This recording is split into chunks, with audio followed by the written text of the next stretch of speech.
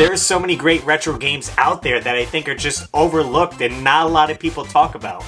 I want to recommend one game per 10 consoles for you guys to check out. Maybe you're looking for Super Nintendo, maybe something on Sega Master System, or even Atari.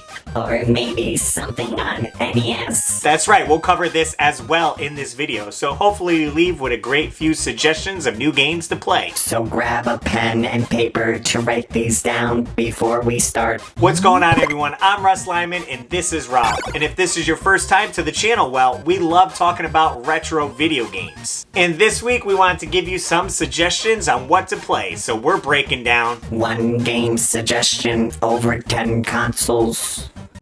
Top Tuesday. Okay, starting off the list is a game on Master System. I only found out about this game watching the NES Pursuit, and that is Ninja Gaiden. But it's a quite different game from the NES one. Alright, Ninja Gaiden on the Master System. Still great music. Very cool gameplay. You could see you could hang from limbs and other obstacles in this, which you couldn't in the NES version. The one thing that I found was odd was how fast you progress through the stage, and when you get to the next screen, there can often be a pitfall, much like you get hit by an enemy or fall right into an actual pit. So it takes a little bit of getting used to that. You can't go as fast, I'd say, as in the NES version. But still, the graphics are fantastic. It looks great. Again, the music is awesome. Ninja Gaiden on the Master System. Who would have thought? Give this one a shot for sure. Seems just as frustrating as the NES one. Well, with practice, I assure you the game becomes fun. Okay, taking it back to the Atari 2600, we're gonna take a look at Kangaroo. Kangaroo and the Atari 2600. You can see it kind of has some similarities to Donkey Kong, maybe Popeye, but you play as this kangaroo, and your baby is at the top of the screen, so you're trying to rescue your baby. You could collect fruit, and you have to watch out for I think they're monkeys, throwing stuff at you. And if you hit the bell, the fruit changes, so you could get more points. Now they're cherries. It has 3 stages you could complete, and you go for the high score. This one's a little bit more tricky because you have platforms and it's a little hard to jump hitting up on the control pad, but still pretty fun game. The original arcade version was made available on July 16, 2020 as part of the Hamster Corporation Arcade Archive series. It was released digitally on Nintendo Switch and PlayStation 4. And fun fact, this was actually one of the last Atari games I bought new in the store.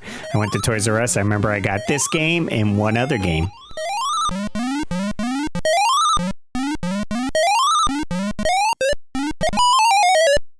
All that jumping around made me kind of jealous. Well, I'm not sure why they didn't give you legs, but I'm pretty sure you could fly. Didn't I see that in Smash Brothers? That is on the updated models. You found me at a flea market, remember? Oh yeah. Harley's Humongous Adventure. Man, I see no one talking about this game, and I love this one growing up. You play as Harley, and everything is claymation looking, which I thought it stood out so much. You're shrunken down, so you're in the kitchen now, and you're using nails as your weapon. You do have a jetpack, and you hit these little bells as your checkpoint, and you're just kind of going through. Very Rescue Rangers vibe, definitely 90s, and in the second level, you get to go in a toy tank. Very cool concept. Guys, check out this game if you get this chance. Visually, the game utilizes a mix of pixel art for the stage backgrounds, the menus, and most objects, and digitized clay animation models for all characters.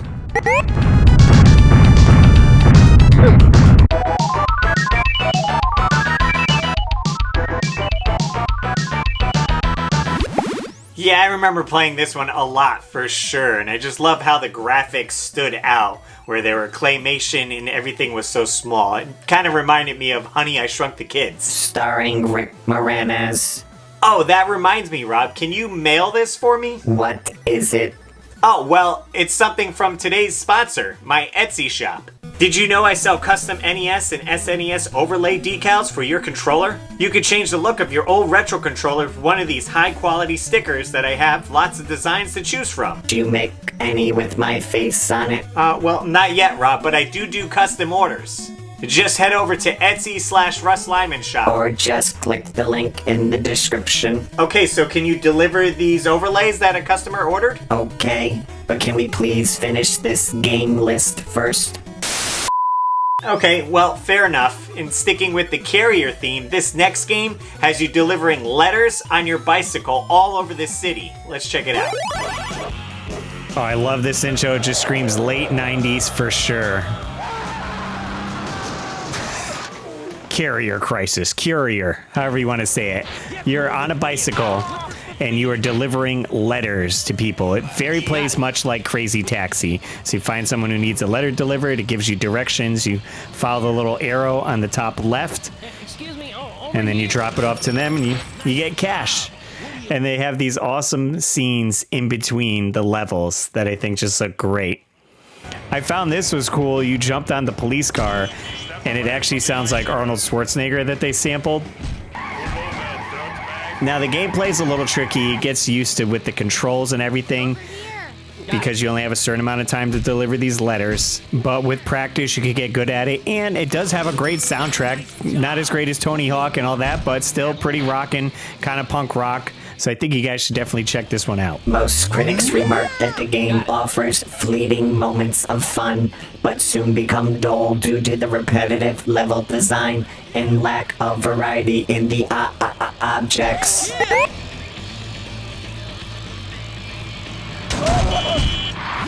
Okay, so that wasn't as polished as I hoped it would have been, but I had such great memories of playing that game over and over again with friends over the house, trying to unlock more levels and just figuring out how the gameplay works, essentially. And we got good at it, so I still encourage you guys to check it out. It's a fairly cheap game. Give it a whirl. And sticking with the biking theme that had much better execution on the gameplay, we're headed over to the Gamecube. All right, if you weren't playing Tony Hawk, maybe you're playing Dave Mirra Freestyle BMX. This one plays awesome. You have so many parks you could choose from, riding around, doing tricks on your bike. Again, awesome soundtrack. And for whatever reason, they had the Slim Jim character as a playable character. He looks so wild.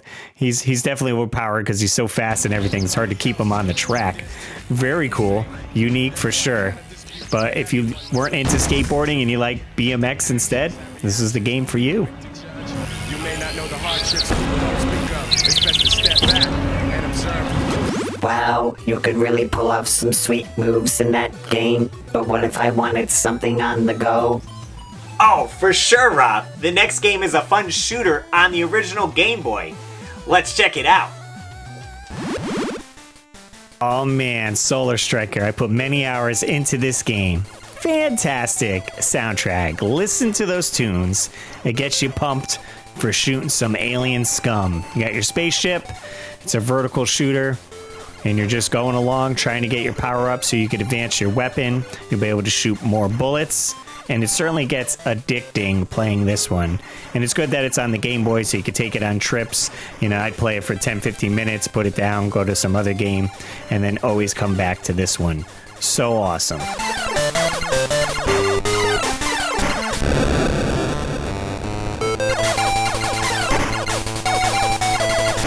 Alright, so let's jump over to the community tab to see what you guys had to say for this list. Bringing up the comments. Bean Waterflow said Chrono Trigger with a big muscle and fire. Definitely a great one. Retroholic 16, Gunstar Heroes on the Sega Genesis. 40 Winks for the PS1 and Donkey Kong 64 for the N64. Mike Nararu says Atari Jungle Hunt, NES Bionic Commando, SNES Zelda A Link to the Past, Genesis Contra Hard Corps. Joseph Rogers chimes in with NES Star Tropics 2, SNES is Soul Blazer, Genesis Castlevania Bloodline, and N64 Quest 64. Oh wow, really? I played that game so much I rented it from Blockbuster a ton and enjoyed it. A lot of people crap on it though. And my boy Jay, NES Addict, chimes in with NES Monster Party, Master System R-Type, SNES Chrono Trigger, even though I gotta finish it. Genesis, Rystar, Game Gear, Echo the Dolphin, Game Boy, Metroid 2, Samus Returns, and TurboGrafx 16, Blazing Lasers. Dell's Arcade says Sega Master System, Phantasy Star. Jeffrey Turry, G.I. Joe on the NES. The Mighty Me Spirit says, I'm gonna pick 4 games for my suggestion. 1 game per system, and yes, they are all JRPGs. Super NES, Chrono Trigger, PS1, Gradia, Sega Dreamcast, Skies of Arcadia, and the 3DS 7th Dragon 3 code, VFD. Great question, RussLyman. Keep up the great work. Hey, thanks for leaving a comment and checking out these videos. Alex Kaz says, Super Castlevania 4. Oh wow, you guys really came through this week on the comments. Keep it coming. We love the engagement. Receiving transmission. Receiving transmission. Ah, it seems we have an incoming video. Well, put him through, Rob. See who it is. Hey Russ, what you doing?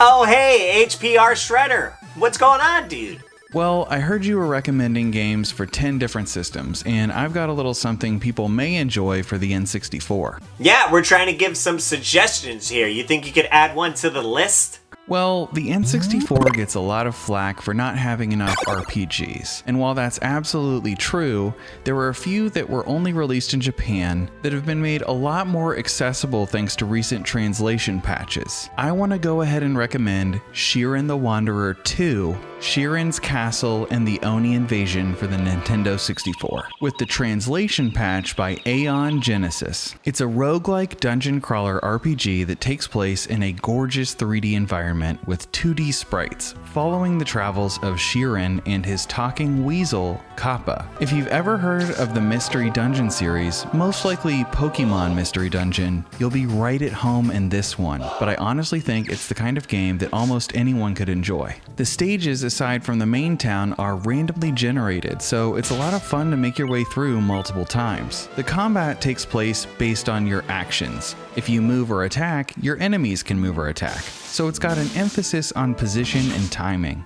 One good thing about this game, though, is that if your N64 joystick is totally shot, that's no problem. Shiren the Wanderer 2 uses the D-pad for movement, and what's cool about that is I think a lot of people don't realize how comfortable a Nintendo 64 controller can be when you're not using that central prong. If you enjoy quality dungeon crawling and like the idea of helping a town build a castle to protect themselves, give Shiren 2 a try. Thanks, Russ. Hey, much appreciated. Thanks so much for that submission, man. If you guys want to check out awesome stuff that he does, there'll be a link in the description down below to his YouTube channel. Alright, let's get to our top 3. Number 3! This game is so much fun, it has you traveling around the world on adventures. That game is Quackshot, starring Donald Duck. This is a fun adventure-style game, kind of like inspiration from Indiana Jones, I think. You shoot these plungers, and it kind of freezes your enemies there, and you can walk right through them. And you do get different types of plungers, and then when you eat enough red hot peppers, you kind of get this invincibility where you go crazy. But once you get to the end of the level, it tells you can't proceed any further, and you have to go to the next level to get an item to kind of unlock it. So you're kind of traveling back and forth between all these different places. I love the spooky Transylvania vibe right here. Such a fun game, and not a lot of people talk about this one. Definitely check this one out. Quackshot was released as part of a bundle called the Disney Collection for Genesis in 1996, alongside Castle of Illusion.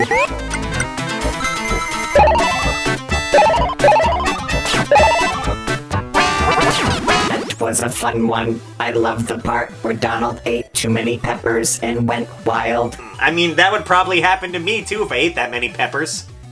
Number 2! Neotopia 2 on the TurboGrafx 16. I was recommended to play this one here, and it plays a lot better than the first one, I think. They did add diagonal movement, so that helps traversing and fighting enemies, but kind of looks like A Link to the Past. This is their, I guess, solution on the TurboGrafx. You have some dungeons you could go into in the overworld where you go exploring. You'll find weapon upgrades, and your mission is out to save your dad and bring justice to the world. It's really got great music, easy mechanics to pick up and play, and I actually had a chance to live stream this a few times. I still haven't beat the game. We did about 2 or 3 live streams, Sure. but it was a good password. time. What the heck? Are you kidding me with this password? Neotopia 2 was created by a mostly different team at Hudson Soft who did not work on the first Neotopia, with Shinkei Fujiwara leading as a development as director and also acting as game designer.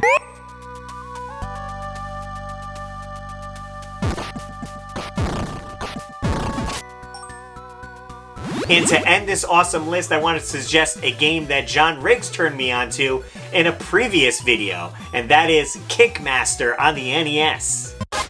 Number 1! Kickmaster by Taito, 1991. Don't sleep on this game. It's an expensive one, but it's a fun one for sure. So find a way to play this. You go around kicking the crap out of everyone.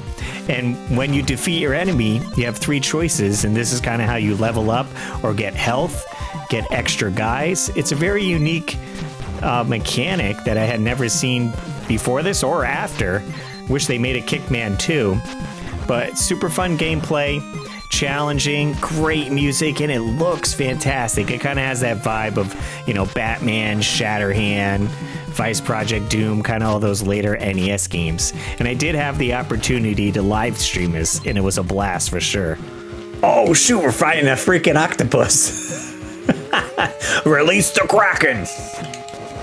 And along the way, you'll find these power-ups, and you'll get magic, and you'll also gain some while you defeat bosses. But I definitely recommend leveling up as much as you can. Once you level up and you beat the level, your level is saved and you could keep continuing. I found out the hard way. I got to the last level. I was only level 6 and I leveled up to 7, died, and when I started over, you're back at 6. So try to level all the way up to 9. This way you have a good chance of beating the game. The player must beat the game 3 times each with increasing difficulty, and once done, you will then see the credits roll for the game.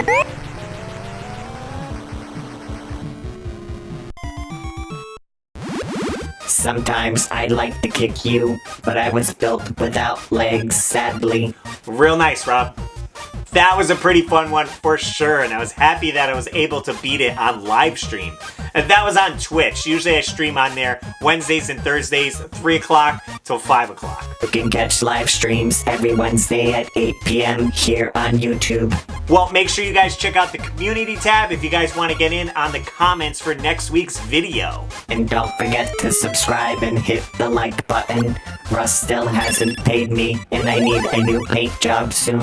If you guys like list videos much like this, there's a ton on the channel you should definitely check out. I'm really enjoying putting these videos together. You should check out this video right here where I break down the NES games that came out after Super Nintendo was released. Tyler, I'm the best part of that video. As always, guys, I'm RussLyman, and keep your world fun bit by bit. I'll see you next video.